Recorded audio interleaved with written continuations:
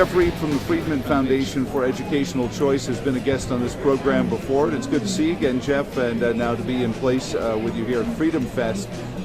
First and foremost, educational choice and the Friedman Foundation, the work that they do has been so seminal towards it. And talk about the time you've been with them and where you were when you in the world of school choice then and where you are now.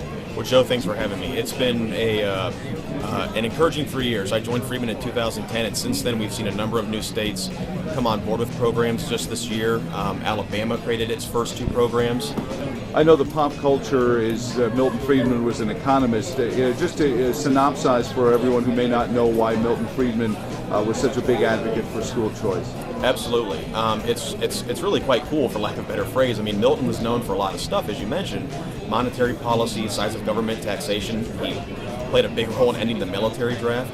But in 1955, Milton wrote an article on government's role in education. He said, hey, look, government has a role to play in making sure kids get an education.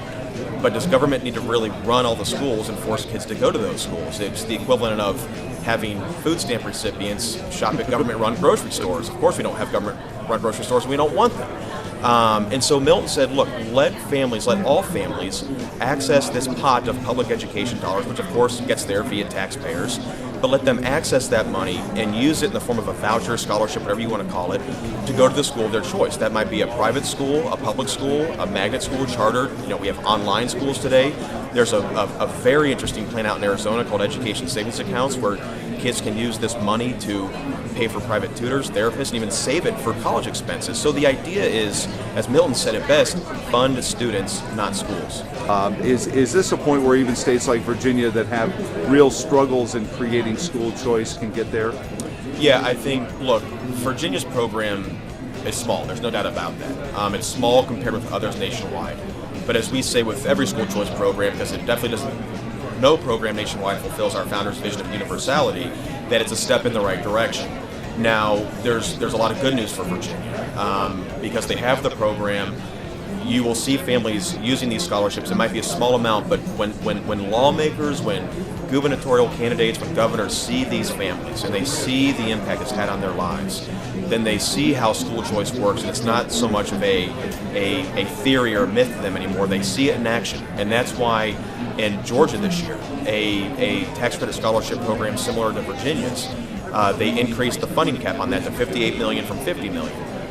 In Florida, their legislature increased the funding cap. 60,000 low-income kids in Florida now have access to these tax credit scholarships, similar to what Virginia has.